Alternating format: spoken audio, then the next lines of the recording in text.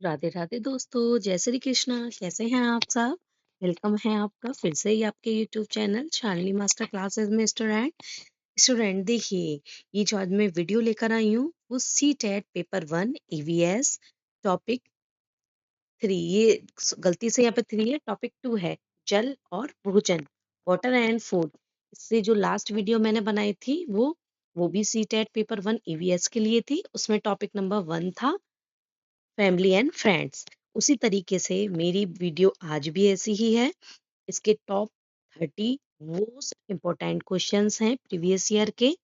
अब मैं topic wise ही चूंकि सीटेट का एग्जाम सितंबर में है 2026, इसको लेकर ही मैंने अब ये वीडियो टॉपिक वाइज ही मैंने बनाना स्टार्ट किया है। स्टूडेंट, अगर आपको पेपर में अच्छे मार्क्स गेन करने हैं तो क्या करना होगा, आपको मेरी वीडियो रेगुलर वॉच करनी होगी, क्योंकि मेरी वीडियो में कुछ खास चीजें हैं कि मैं प्रीवियस ईयर से रिलेटेड टॉपिक वाइज एक एक टॉपिक को का जो कंसेप्ट है उसको मैं क्लियर कराती हूँ दोस्तों अपने वीडियो में। और प्रीवियस ईयर से क्वेश्चंस लेकर मैं ये वीडियो तैयार करती हूँ। चलिए शुरुआत करते हैं। क्वेश्चन नंबर 1, पृथ्वी के कितने प्रतिशत भाग पर जल का विस्तार पाया जाता है? ए लगभग 50%, बी लगभग 60%, सी लगभग 71% या डी लगभग 85%। बताइए स्टूडेंट, क्वेश्चन है उसके सामने आपको आंसर दिख रहे हैं चार। आप कमेंट बॉक्स में कमेंट करके मुझे आंसर दीजिएगा। पृथ्वी के कितने प्रतिशत भाग पर जल का विस्तार पाया जाता है? देखिए, इसका राइट आंसर होगा ऑप्शन सी, यानी कि लगभग 71%। देखिए स्टूडेंट, मेरी वीडियो की खास बात यह है कि मैं एमसीक्यूज प्रीवियस ईयर कराती हूँ और साथ के साथ उसको एक्सप्लेन भी करती हूँ। चलिए अब हम इस क्वेश्चन की व्याख्या देखते हैं। देखिए, पृथ्वी के लगभग 70% भाग पर जल है और 29% भाग पर स्थल यानी कि भूमि है। इसीलिए पृथ्वी को नीला ग्रह भी कहा जाता है।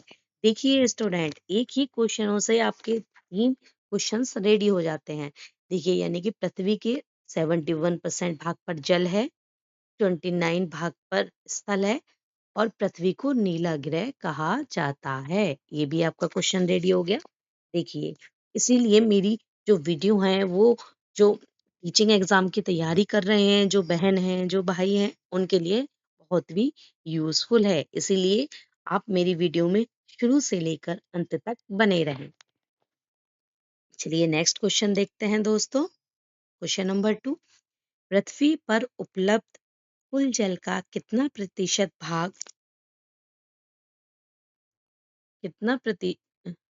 कितना प्रतिशत भाग मीठा जल यानी कि फ्रेश वाटर या एलवड जल है जो पीने योग्य है?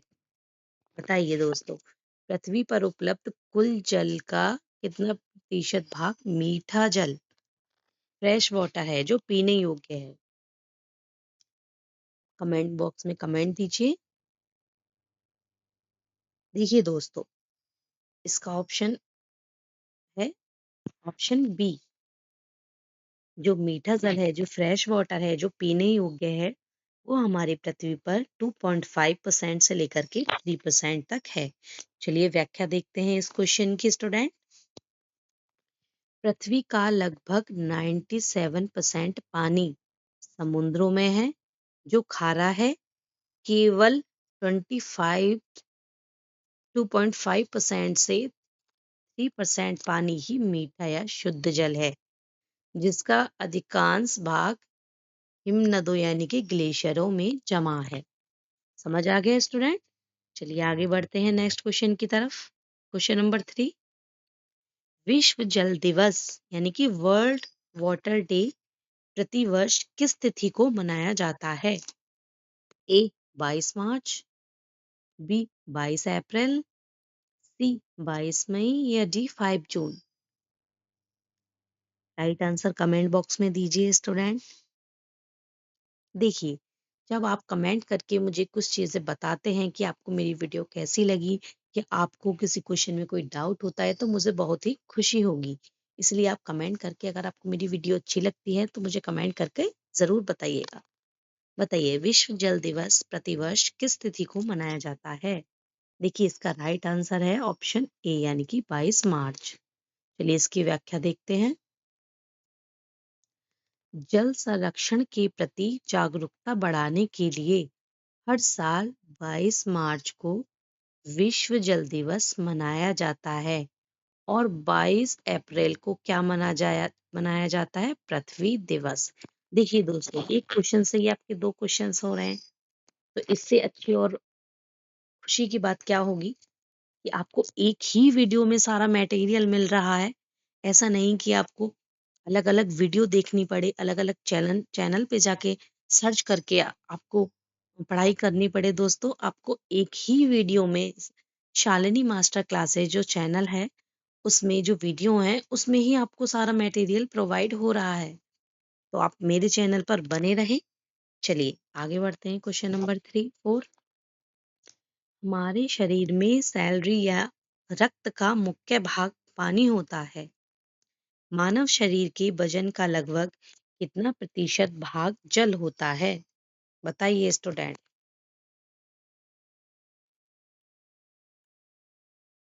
ये कह रहा है कि मानव का जो शरीर है, उसके वजन का लगभग कितना प्रतिशत भाग जल है? देखिए, इसका राइट आंसर होगा आपका ऑप्शन बी, यानी कि 60 से 70%। देखिए व्याख्या देखते हैं इसकी। एक वयस्क मानव में लगभग 60 से 70% तक जल की मात्रा होती है, जो जैविक क्रियाओं के लिए आवश्यक है। चलिए आगे बढ़ते हैं। जल जनित रोगों का सही समूह निम्नलिखित में से कौन सा है? देखिए, क्वेश्चन पूछ रहा है कि जल के द्वारा जो बीमारियां होती हैं, वो कौन कौन सी होती हैं? ऑप्शन आपके सामने हैं। देखिए, ए पेचिस, टाइफाइड, हैजा। B malaria, dengue, chikungunya. C रतौंधी, बेरी स्कब्री। डी टेटनेस, रेबीज, कुष्ठ रोग। राइट आंसर बताइए जल्दी जल्दी, कमेंट बॉक्स में कमेंट कीजिए दोस्तों। क्वेश्चन नंबर 5 का राइट आंसर क्या होगा? देखिए, क्वेश्चन नंबर 5 का राइट आंसर होगा आपका ऑप्शन ए, यानी कि पेचिस, टाइफाइड एंड हैजा। ये जल जनित रोग हैं जो जल के द्वारा, दूषित जल के द्वारा बीमारियां फैलती हैं। चलिए व्याख्या देखते हैं इसकी। देखिए, पेचिश, टाइफाइड, हैजा, जिसे कॉलेरा भी बोलते हैं, दूषित पानी पीने से फैलते हैं। जबकि मलेरिया, डेंगू मच्छर के काटने से फैलते हैं, जो ठहरे हुए पानी में पनपते हैं। ओके स्टूडेंट, देखिए कितना अच्छी आपको नॉलेज मिल रही है। क्वेश्चन के अलावा भी कितने सारे फैक्ट आपके क्लियर हो रहे हैं। चलिए आगे बढ़ते हैं। Question number 6। वर्षा के पानी को भविष्य में उपयोग करने के लिए इकट्ठा करना या संरक्षित करना क्या कहलाता है? देखिए स्टूडेंट, क्वेश्चन आपके सामने है, चार ऑप्शन है।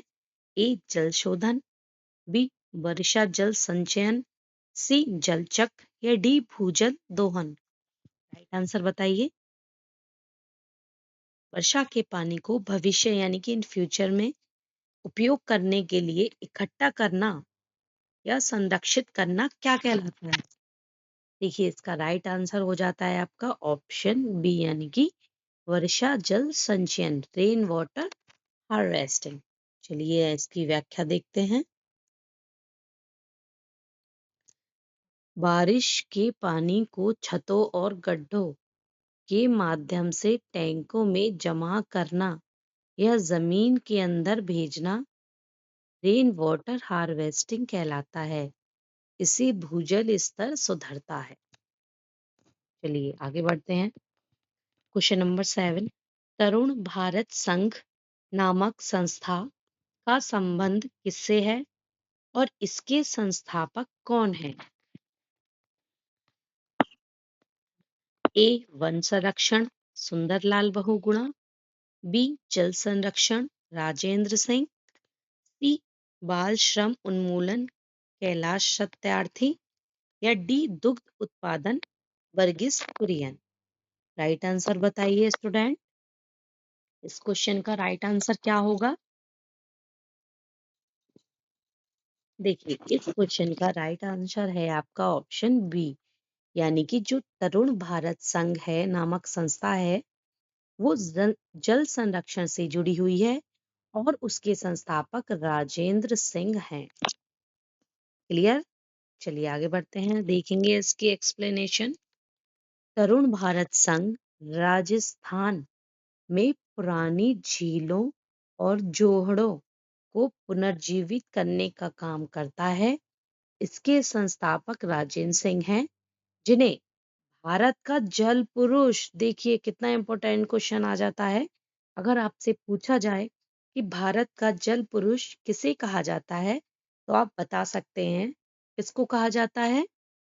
राजेंद्र सिंह को जल पुरुष यानी कि वाटरमैन ऑफ इंडिया कहा जाता है। यह यूपी टेट का सबसे महत्वपूर्ण प्रश्न है दोस्तों, बहुत इंपॉर्टेंट क्वेश्चन है ये। चलिए आगे बढ़ते हैं। क्वेश्चन नंबर 8, भारी वर्षा वाले क्षेत्रों जैसे असम में ग्रामीण लोग अपने घर किस प्रकार से बनाते हैं जहां भारी वर्षा होती है? देखिए, ए मिट्टी और झाड़ियों के घर, बी बांस के खंभों पर ऊंचे उठे घर, सी पत्थर और लकड़ी के बने ढालू छत वाले घर, या डी बर्फ के बने घर जिन्हें इग्लू बोलते हैं। राइट आंसर बताइए दोस्तों फटाफट। देखिए, इसका राइट आंसर होगा आपका ऑप्शन बी, यानी कि बांस के खंभों पर ऊंचे उठे हुए घर। जहाँ भारी वर्षा होती है, जैसे कि असम हो गया, मेघालय हो गए, वहां पर बांस के खंभों पर ऊंचे उठे हुए घर बनाए जाते हैं। चलिए इसकी एक्सप्लेनेशन देखते हैं दोस्तों। असम में बहुत बारिश और बाढ़ आती है, इसलिए वहां के लोग जमीन से 10 से 12 फीट ऊंचे बांस के मजबूत खंभों पर अपने घर बनाते हैं। अब आपसे ये क्वेश्चन भी पुटअप हो सकता है कि असम में जो घर बनाए जाते हैं बांसों पर, वो कितने फीट ऊंचे होते हैं? तो देखिए, राइट इसका आंसर हो जाता है 10 से 12 फीट। Clear student? चलिए आगे बढ़ते हैं। क्वेश्चन नंबर 9, जल का घनत्व यानी कि डेंसिटी ऑफ वाटर किस तापमान पर सबसे अधिक होता है?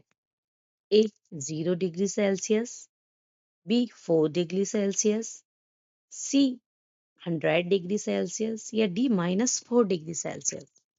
जल का घनत्व किस तापमान पर सबसे अधिक होता है? राइट आंसर दीजिए। 4 ऑप्शन आपके सामने हैं, कमेंट बॉक्स में कमेंट करके बताइए राइट आंसर क्या होगा।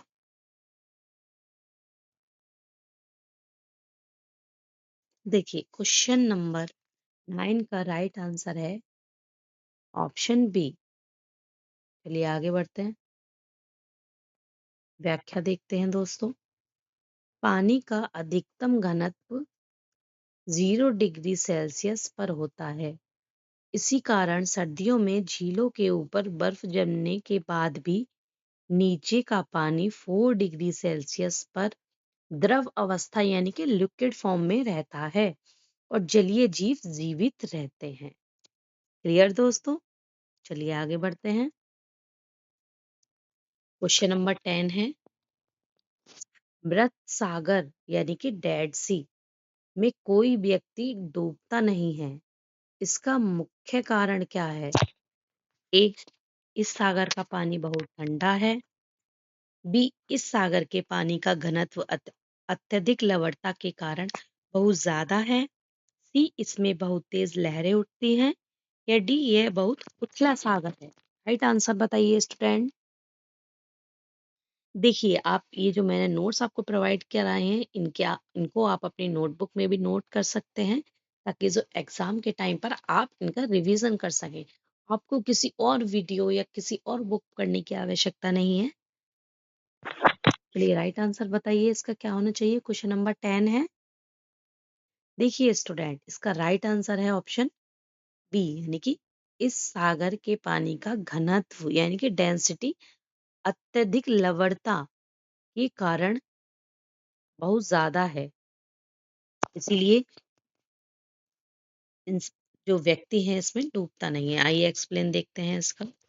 देखिए, मृत सागर के 1 लीटर पानी में लगभग 300 ग्राम नमक होता है। देखिए, अंदाजा लगा लीजिए कि बाकी जो पूरा डेड सी है, उसमें जितना भी जल है, जितना भी पानी है, उसमें कितनी लवणता होगी, कितना खारा होगा।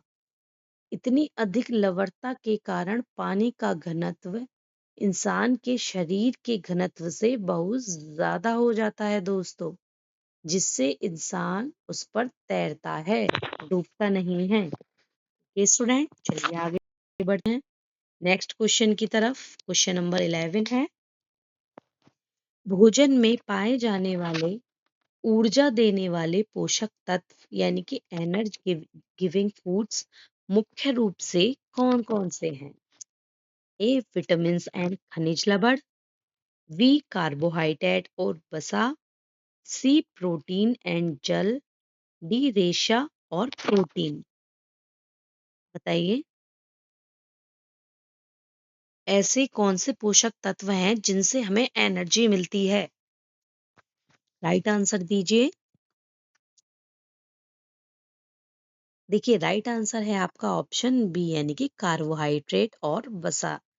ये ही वही पोषक तत्व हैं जिनसे हमें बहुत ज्यादा एनर्जी मिलती है। चलिए आगे देखते हैं, व्याख्या देखते हैं स्टूडेंट। कार्बोहाइड्रेट और वसा हमारे शरीर को क्या करते हैं? ऊर्जा देते हैं।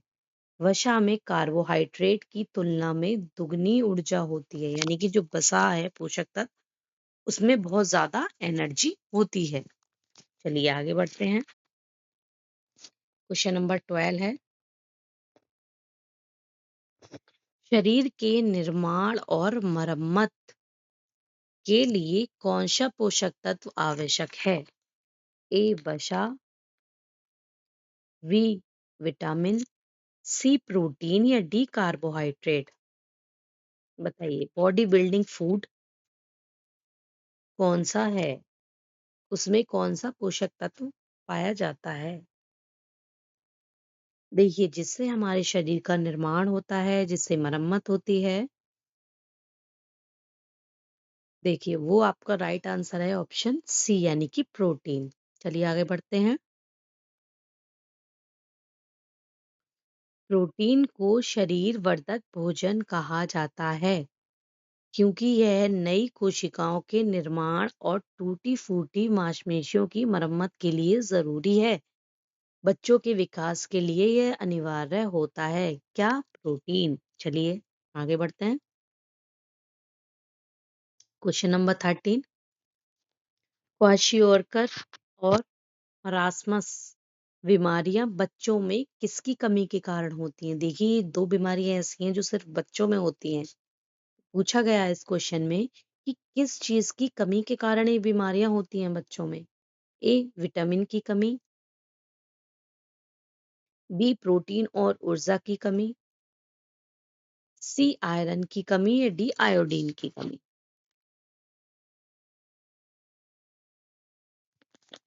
बताइए दोस्तों,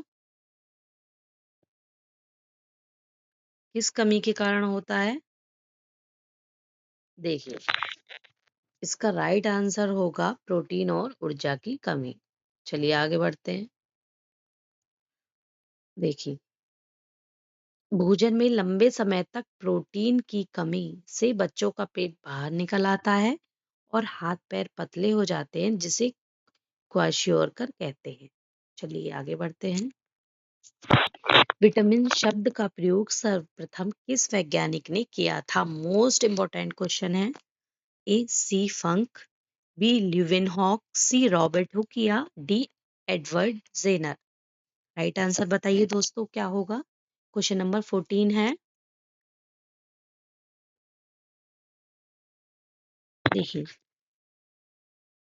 इसका राइट आंसर होगा ऑप्शन ए यानी कि सी फंक। देखिए, इसकी व्याख्या देखते हैं। वर्ष 1912 में सी फंक ने सबसे पहले विटामिन शब्द का प्रतिपादन किया। देखिए इसमें ईयर भी बता दी दोस्तों। चलिए क्वेश्चन नंबर 15, निम्नलिखित में से कौन से विटामिन वसा में घुलनशील हैं? ए विटामिन बी और C, B vitamin A D E और के, सी विटामिन सी या डी विटामिन ए और बी। राइट आंसर बताइए दोस्तों फटाफट कमेंट बॉक्स में कमेंट कीजिएगा।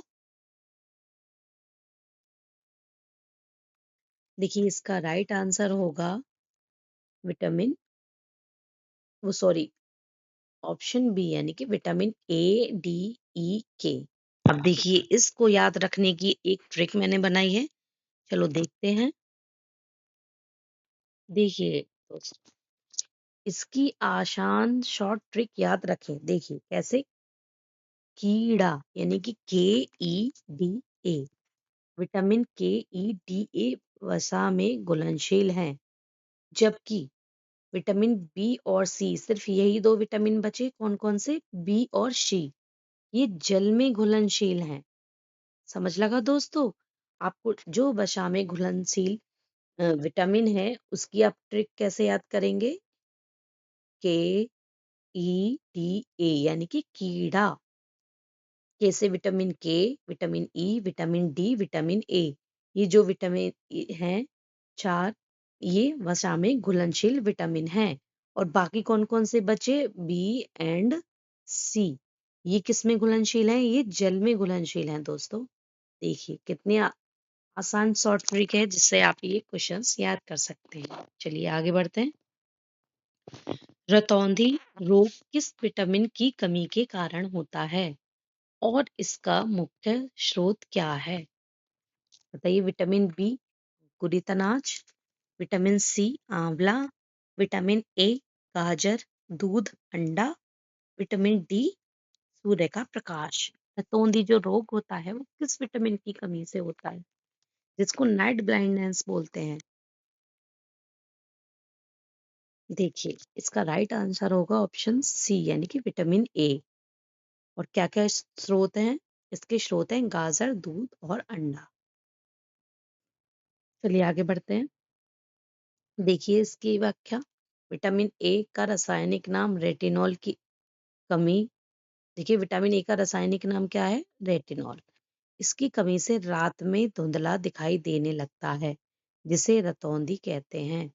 गाजर इसका सबसे अच्छा स्रोत है। ओके स्टूडेंट, चलिए आगे बढ़ते हैं। क्वेश्चन नंबर 17, विटामिन सी की कमी से होने वाला कौन सा रोग है जिससे मसूड़े में खून आने लगता है? क्या पूछा है? विटामिन सी की कमी से कौन सा रोग होता है जिससे मसूड़ों में खून आने लगता है? ए वेरी, बी रिकरेट्स, सी स्कब्री या डी घींगा। बताइएगा। विटामिन सी पूछा है दोस्तों, क्वेश्चन नंबर 17 है। देखिए इसका राइट आंसर है ऑप्शन सी यानी कि स्कब्री। चलिए इसकी एक्सप्लेन देखते हैं दोस्तों। विटामिन सी, इसको क्या बोलते हैं, एस्कॉर्बिक एसिड की कमी से स्क्रवी रोग होता है। खट्टे फल जैसे आंवला, नींबू, संतरा इसके मुख्य स्रोत हैं। गर्म करने पर यह विटामिन सबसे पहले नष्ट होते हैं, इसलिए इनको गर्म नहीं करना चाहिए। चलिए क्वेश्चन नंबर 18 देखते हैं। बच्चों में रिकरेट्स यानी कि सूखा रोग, जिसे सूखा रोग भी बोलते हैं, और वयस्कों में ऑस्टी ऑस्टियोमलेशिया नामक हड्डियों की बीमारी किस विटामिन की कमी से होती है? Vitamin, option A vitamin A, B vitamin K, C vitamin D या डी विटामिन ई। बताइए। बच्चों में रिकरेट्स जिसे सूखा रोग बोलते हैं और वयस्कों में ऑस्टियोमलेशिया नामक हड्डियों की बीमारी किस विटामिन की कमी से होती है? देखिए राइट आंसर है आपका ऑप्शन सी यानी कि विटामिन डी। देखिए विटामिन डी हमारे शरीर में कैल्शियम को सोखने में मदद करता है। इसकी कमी से हड्डियां कमजोर होती हैं और टेढ़ी हो जाती हैं, हमारा शरीर धूप की उपस्थिति में इसका निर्माण खुद करता है। जैसे विटामिन डी की कमी होती है जिस बॉडी में, उसको क्या करना चाहिए? उसको थोड़ा, जो धूप होती है, सूरज की रोशनी होती है, गर्माहट होती है, थोड़ी वो लेनी चाहिए। धूप में बैठना चाहिए। चलिए आगे बढ़ते हैं। Question number 19। निम्नलिखित में से कौन सा विटामिन रक्त का थक्का यानी कि ब्लड क्लोटिंग जमाने में मदद करता है, ताकि चोट लगने पर खून बहना रुक सके? Vitamin A, vitamin E, vitamin के या विटामिन सी? बताइए दोस्तों, राइट आंसर क्या होगा? कौन सा विटामिन रक्त का थक्का जमने में मदद करता है? बताइए दोस्तों, राइट आंसर क्या होगा? देखिए, आपका राइट आंसर है ऑप्शन सी यानी कि विटामिन के। चलिए देखते हैं इसके एक्सप्लेनेशन। देखिए, विटामिन के शरीर में रक्त का थक्का जमाने के लिए जिम्मेदार प्रोटीन के निर्माण में मदद करता है। इसकी कमी होने पर चोट लगने पर खून बहना बंद नहीं होता। चलिए क्वेश्चन नंबर 20 देखिएगा। बेरी बेरी रोग किस विटामिन की कमी के कारण होता है? A vitamin B 1, B vitamin B 12, V vitamin C या V vitamin D? Beriberi, right answer बताइएगा स्टूडेंट्स, इसको क्या होना चाहिए? कमेंट बॉक्स में कमेंट कीजिएगा।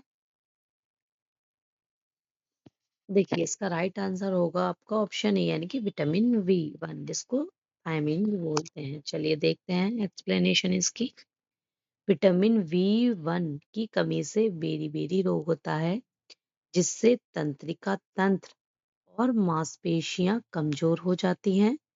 पॉलिश किए हुए चावल खाने से भी इस विटामिन की कमी हो जाती है।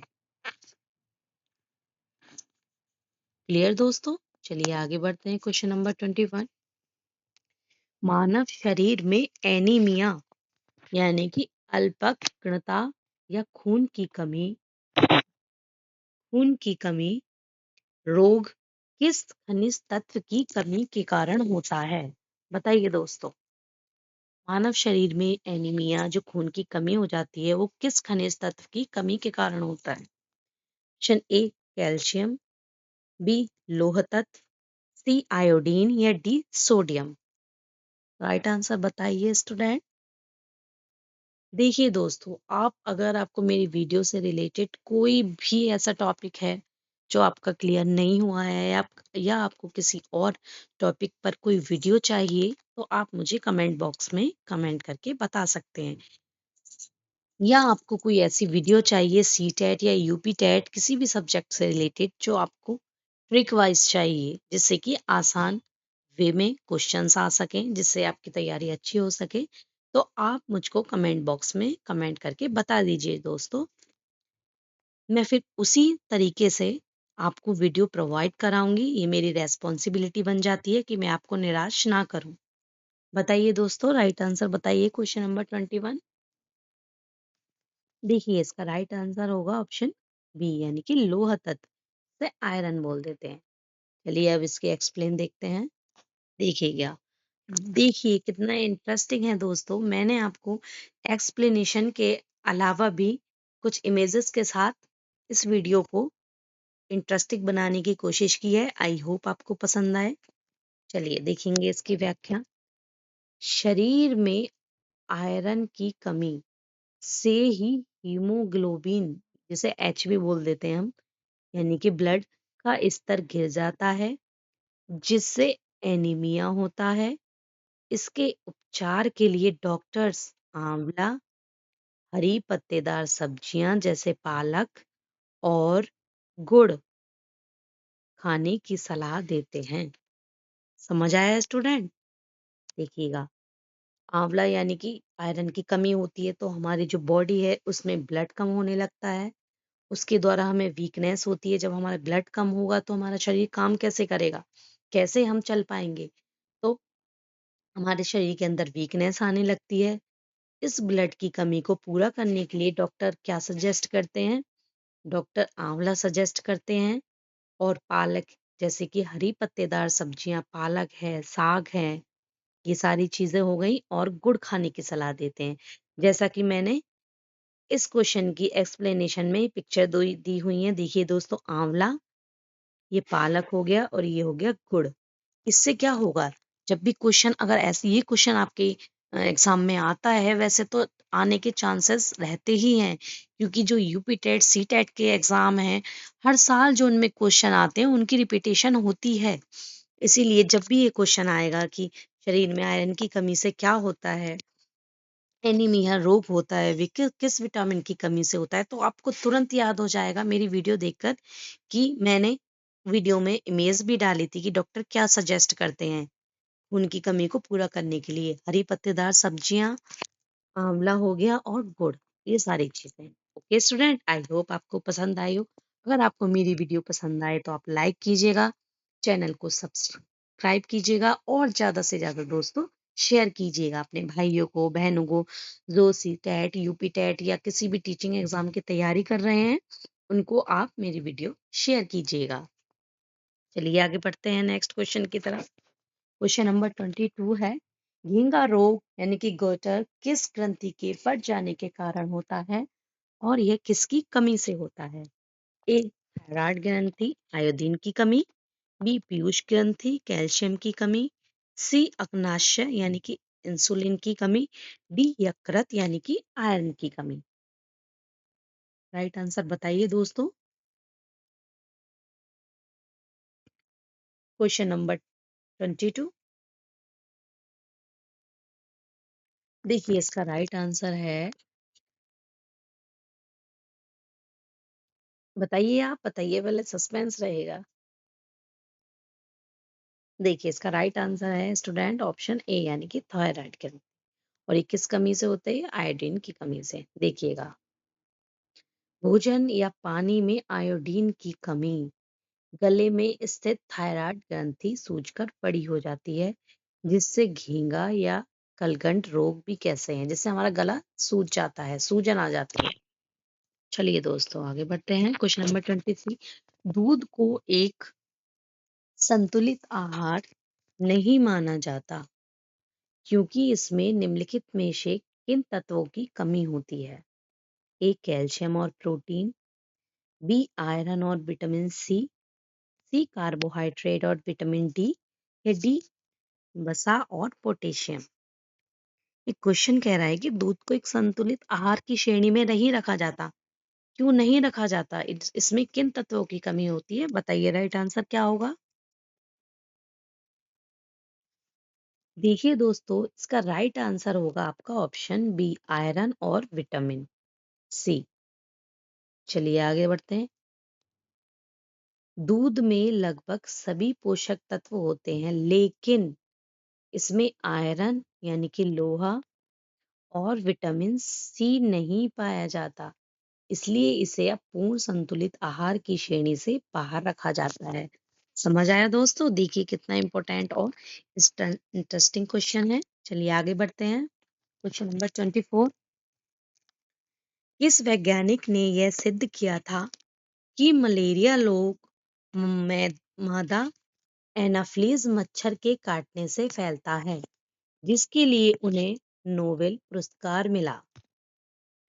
देखिए वैज्ञानिक का नाम बताना है दोस्तों, कि जो मलेरिया रोग है वो मादा मच्छर होता है, एनाफ्लीज उसके काटने से फैलता है, जिसके लिए उन वैज्ञानिकों को नोबेल पुरस्कार भी मिला था। उनका नेम बताना है आपको। A Ronald Ross. B Louis Pasteur. C Robert Koch. या D Gregor John Mendel. Right answer दीजिए दोस्तों कमेंट बॉक्स में। देखिए इसका राइट आंसर होगा आपका ऑप्शन ए यानी कि रोनाल्ड रॉस। देखिए सिकंदराबाद, भारत के अस्पताल में रिसर्च करते हुए रोनाल्ड रॉस ने मच्छरों के पेट में झांका और मलेरिया के परजीवी या प्लाज्मोडियम की खोज की। इसके लिए उन्हें 1902 में चिकित्सा का नोबेल पुरस्कार मिला। देखिए दोस्तों, एक ही क्वेश्चन से आपके 3-4 क्वेश्चंस क्लियर हो रहे हैं, तो इससे अच्छी और खुशी की बात क्या होगी दोस्तों? देखिए, इसमें ईयर भी पता चल गया कि किस ईयर में रोनाल्ड रॉथ को चिकित्सा के क्षेत्र में नोबेल प्राइज मिला था। चलिए आगे बढ़ते हैं। Question number 25। मलेरिया की दवा कुनैन किस पौधे की छाल से प्राप्त की जाती है? ए यूकेलिप्टस, बी सिनकोना, सी अफीम या D money plant? Right answer बताइए। वेरी इजी क्वेश्चंस है। देखिए, राइट आंसर होगा आपका बी सिनकोना। चलिए आगे बढ़ते हैं दोस्तों। देखिए इसकी व्याख्या देखते हैं। सिनकोना पेड़ की छाल को उबालकर पुराने समय से ही मलेरिया के इलाज की पारंपरिक दवा बनाई जाती है। चलिए आगे बढ़ते हैं। Question number 26। खाद्य पदार्थों के संरक्षण यानी कि फूड प्रिजर्वेशन के लिए निम्नलिखित में से किस रासायनिक पदार्थ का प्रयोग किया जाता है? A sodium carbonate, B sodium benzoate, C potassium chloride या डी सिरका? राइट आंसर बताइए दोस्तों क्या होगा। क्वेश्चन नंबर 26 है। बताइए दोस्तों इसका राइट आंसर क्या होगा। क्वेश्चन नंबर 26, 4 ऑप्शन आपके सामने है। राइट आंसर कमेंट बॉक्स में दीजिए। देखिए इसका राइट आंसर होगा आपका ऑप्शन बी यानी कि सोडियम बेंजोएट। चलिए इसकी व्याख्या देखते हैं। जैम, जेली और सॉस जैसे पैक्ड फूड जो पैकेट में बंधे हुए होते हैं, लंबे समय तक खराब होने से बचाने के लिए सोडियम बेंजोएट नामक परिरक्षक या प्रिजर्वेशन मिलाया जाता है। देखिए दोस्तों, मेरी सबसे यही गुजारिश है, जो मेरी वीडियो देख रहे हैं मेरे भाई मेरे बहन, जो भी इस मेरी वीडियो देखते हैं, जो भी मेरे सब्सक्राइबर हैं, उनको मैं यही कहना चाहूंगी कि जो पैक्ड फूड होते हैं उनको अवॉइड करें। ज्यादा से ज्यादा अपने घर पर ही अपने घर का बना हुआ खाना ही प्रेफर करें। जिससे उनका क्या होगा, जिससे उनकी हेल्थ अच्छी होगी और वो स्वस्थ रह पाएंगे। ये गुजारिश है आपसे। चलिए स्टूडेंट आगे बढ़ते हैं। Question number 27।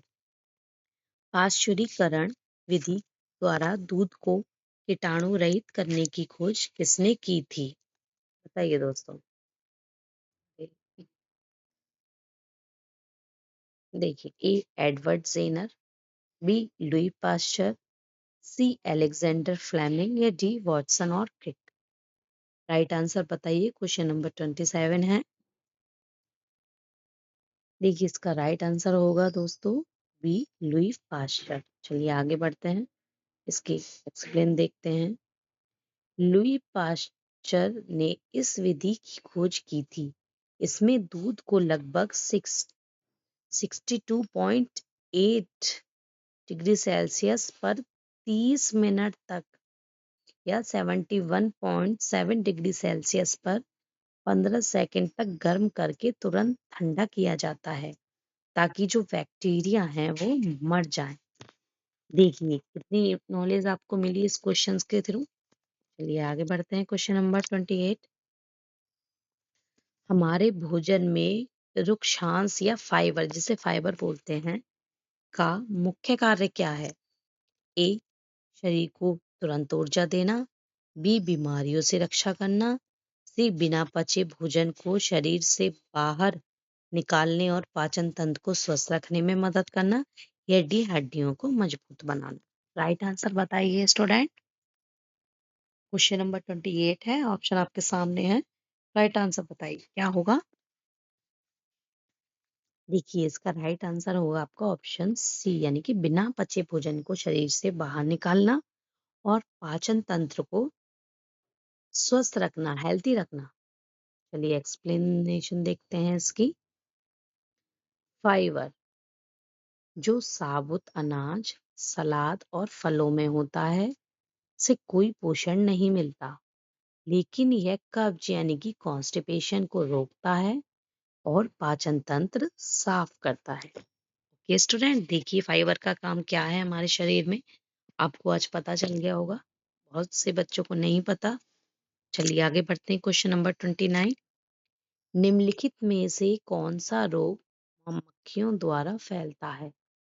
ए पेचिश या डायरिया, बी मलेरिया, सी डेंगू या डी फाइलेरिया। राइट आंसर दीजिए, कमेंट बॉक्स में बताइए कौन सा रोग मक्खियों के द्वारा फैलता है। देखिए राइट आंसर होगा आपका ऑप्शन ए पेचिस या डायरिया। चलिए आगे बढ़ते हैं। घरेलू मक्खियां गंदी जगहों पर बैठती हैं और रोगाणुओं को हमारे खुले हुए भोजन तक पहुंचा देती हैं, जिससे पेचिश, अतिसार यानी कि डायरिया और हैजा जैसे बीमारियां फैलती हैं। क्लियर दोस्तों? चलिए आगे बढ़ते हैं। क्वेश्चन नंबर 30, ये इस वीडियो का लास्ट क्वेश्चन है। मिड डे मील मध्याह्न भोजन योजना भारत के सरकारी स्कूलों में किस वर्ष शुरू की गई थी, ताकि बच्चों के पोषण स्तर को सुधारा जा सके? देखिए स्टूडेंट, अब ये क्वेश्चन का जवाब आपको देना है। कमेंट बॉक्स में कमेंट करके बताइए कि इसका राइट आंसर क्या होगा। जो भी बच्चे मेरी वीडियो देख रहे हैं, जो भी भाई हैं, जो भी बहन हैं, उनके लिए ये क्वेश्चन का टेस्ट है कि मैं देखती हूँ कि मुझे पता लगेगा कि मेरे भाइयों बहनों को जो मेरी वीडियो वॉच करते हैं या जो तैयारी कर रहे हैं सी टेट की, यूपी टेट की, क्योंकि यूपी टेट और सी टेट पेपर 1 जो ईवीएस है, उनमें क्या है, ये सीडीपी है, वो सेम ही आते हैं। सिर्फ एक या दो टॉपिक का अंतर आता है, सेम ही होती हैं चीजें, क्वेश्चन भी सेम ही होते हैं। तो जिन भाई बहनें पहले भी एग्जाम दिए हुए हैं यूपी टेट के, सी टेट के, आई होप उन्हें ये आंसर पता होगा। तो आप मुझे कमेंट बॉक्स में कमेंट करके इस क्वेश्चन का आंसर बताइएगा। मुझे बहुत खुशी होगी जब आप कमेंट करके मुझे कुछ बताएंगे, या आपकी कोई डिमांड है सी टेट या यूपी टेट से रिलेटेड, आपको किस टॉपिक पर मेरी वीडियो चाहिए, क्वेश्चन चाहिए, प्रीवियस ईयर के क्वेश्चन चाहिए, ट्रिक वाइज कोई वीडियो चाहिए, तो आप मुझे कमेंट बॉक्स में कमेंट करके बता सकते हैं दोस्तों। देखिए दोस्तों, आप जितनी मेरी वीडियो को देखते हैं, जो भी बच्चे हैं जिन्होंने सब्सक्राइब किया हुआ है मेरा चैनल, वो अगर उनको मेरी वीडियो ही पसंद आती है आज की, तो वो मेरे चैनल को, मेरी वीडियो को लाइक करें, चैनल को सब्सक्राइब करें और शेयर करें। ओके स्टूडेंट, देखिए आपकी तैयारी के लिए, आपके फ्यूचर के लिए all the best and good luck and thank you दोस्तों।